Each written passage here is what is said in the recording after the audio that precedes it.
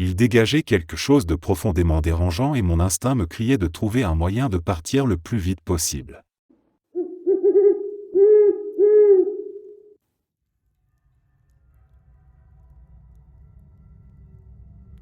L'année dernière, alors que j'avais 23 ans, je suis parti au Vietnam pour rendre visite à ma petite sœur. À cette époque, elle y effectuait un stage de plusieurs mois. Avant de partir, j'avais acheté une SIM afin de pouvoir commander un Grab dès mon arrivée à l'aéroport et rejoindre Hanoï. Malheureusement, elle ne fonctionnait pas. Pendant que j'essayais de comprendre le problème, un chauffeur de taxi s'est arrêté pour me demander si j'avais besoin d'une course. Je savais pertinemment qu'il allait me faire payer beaucoup plus cher que le tarif normal, mais comme je ne pouvais ni appeler ma sœur ni accéder à Internet, j'ai accepté. Il était sympathique, parlait anglais et nous avons discuté un peu pendant le trajet.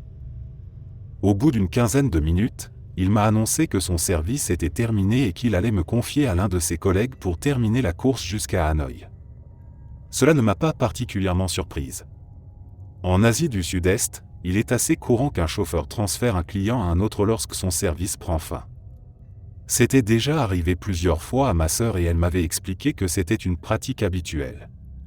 J'étais épuisé par le voyage et je n'y ai donc pas prêté plus d'attention.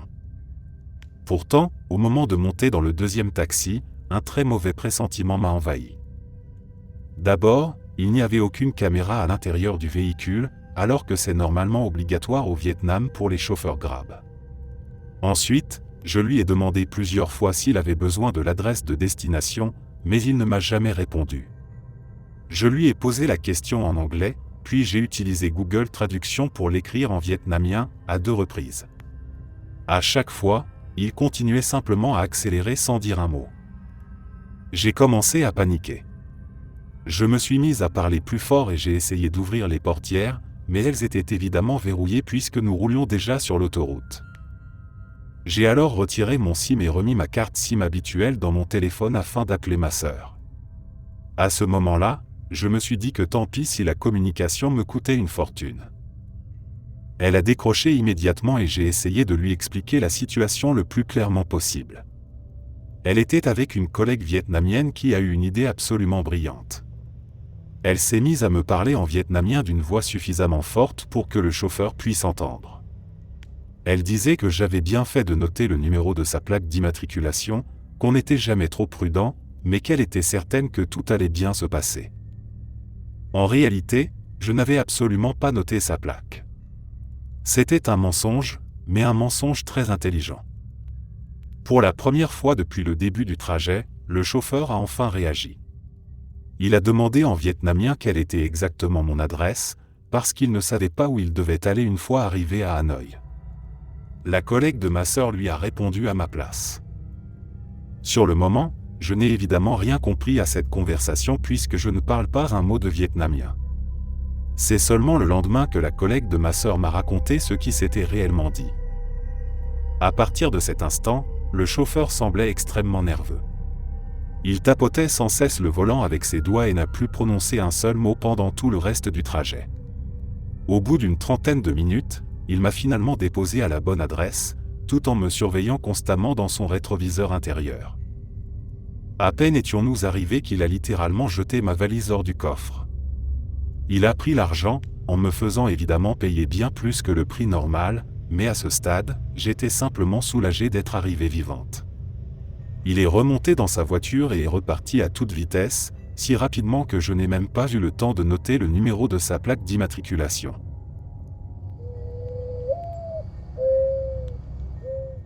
À l'époque, j'avais 22 ans et je vivais dans l'un de ces appartements délabrés situés au-dessus d'une supérette, dans ce qu'on appelle le vieux centre-ville, un quartier qui finit souvent par dépérir dès qu'un Walmart s'installe à la périphérie de la ville. Même si c'était un secteur très animé, je reconnaissais la plupart de mes voisins ainsi que les habitués des bars situés juste à côté et de l'autre côté de la rue.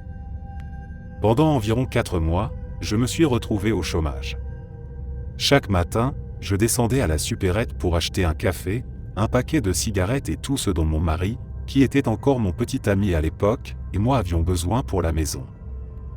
Au bout d'un certain temps, j'ai commencé à remarquer un monospace Honda argenté garé juste en face de mon immeuble. Ce qui a attiré mon attention, c'est qu'il était le seul véhicule à se stationner exactement au même endroit tous les jours. Le conducteur ne ressemblait à personne que je connaissais parmi les employés ou les clients des commerces du quartier. Je me suis donc mise à me demander qui était cet homme et pourquoi il venait se garer là chaque jour. Un matin, j'ai décidé de l'observer depuis la fenêtre de mon appartement pour voir dans quel bâtiment il entrait. À ma grande surprise, il ne quittait jamais son véhicule. Il arrivait, se garait à sa place habituelle, restait assis dans son monospace pendant plusieurs heures, puis repartait sans être descendu une seule fois. En y repensant, je ne me souvenais même pas d'avoir déjà vu cette camionnette vide. J'ai continué à le surveiller pendant plusieurs jours afin de vérifier si ce comportement se répétait, et c'était toujours la même chose. Plus j'en étais certaine, plus je cherchais des explications rationnelles à cette étrange routine quotidienne, tout en devenant de plus en plus paranoïaque. Peut-être qu'il était simplement en pause. Peut-être qu'il était détective privé. Peut-être qu'il travaillait pour remettre des documents officiels. Ou peut-être que c'était juste un type louche. Et si c'était moi qui l'observais depuis tout ce temps? Sa présence était suffisamment inquiétante pour que je remarque sa camionnette chaque jour, mais pas encore au point d'appeler la police ou d'aller lui demander directement ce qu'il faisait là. Jusqu'au jour où mon mari est rentré plus tôt que prévu du travail. À peine sa voiture est-elle entrée sur le parking que le conducteur du monospace a démarré et s'est éloigné. C'était inhabituel. D'ordinaire, il restait jusqu'aux environs de 14 heures, mais ce jour-là il n'était que midi lorsque mon mari est arrivé. Était-ce une simple coïncidence? Sans doute. Est-ce que ça m'a encore plus inquiété? Absolument. C'est à partir de ce moment-là que j'ai décidé de lui faire comprendre que je savais parfaitement qu'il était là tous les jours. Au début, je me contentais de m'arrêter quelques instants avant d'entrer dans la supérette pour le fixer en essayant de croiser son regard. J'ai répété ce petit manège pendant plusieurs jours. Une fois, je suis même sorti avec un carnet et un stylo pour noter ostensiblement sa plaque d'immatriculation. Je faisais en sorte qu'il voie exactement ce que j'étais en train de faire. Quelques jours plus tard, j'ai installé une chaise de jardin sur le trottoir afin d'aller y fumer mes cigarettes. Je m'asseyais tranquillement, je le regardais droit dans les yeux pendant toute la durée de ma cigarette, puis je rentrais chez moi. Il avait clairement remarqué mon comportement. Nos regards se croisaient régulièrement et, à chaque fois, il détournait les yeux.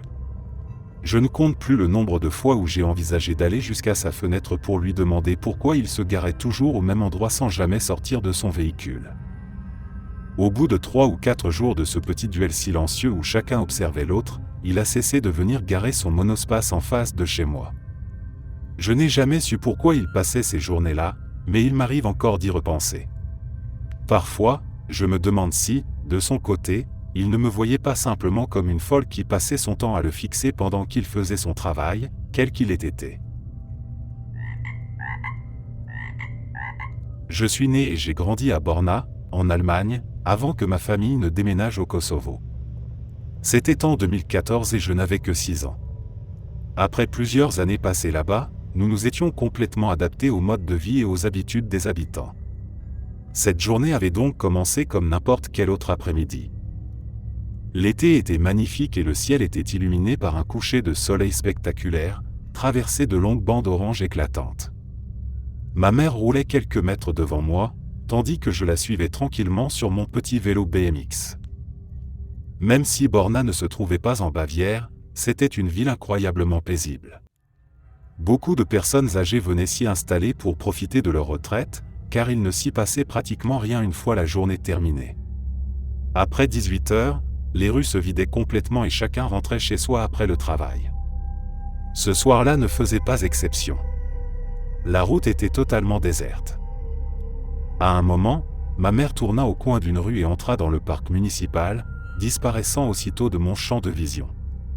En quelques secondes, je me retrouvais seul sur la chaussée. Il n'y avait absolument personne autour de moi. C'est alors que j'aperçus une silhouette au loin.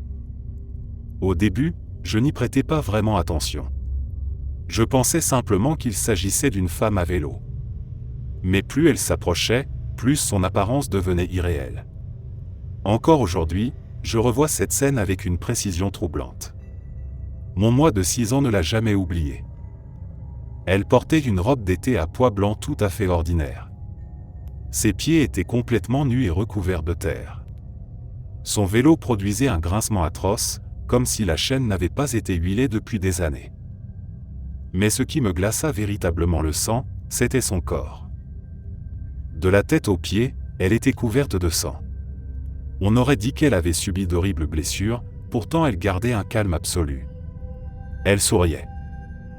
Lorsqu'elle posa les yeux sur moi, son sourire se transforma peu à peu en un rire étrange, presque inhumain, qui résonna dans cette rue vide. À cet instant, une pensée me traversa l'esprit avec une brutalité terrifiante. Ma mère avait déjà disparu dans le parc, il n'y avait personne d'autre dans les environs, et nous étions seuls tous les deux.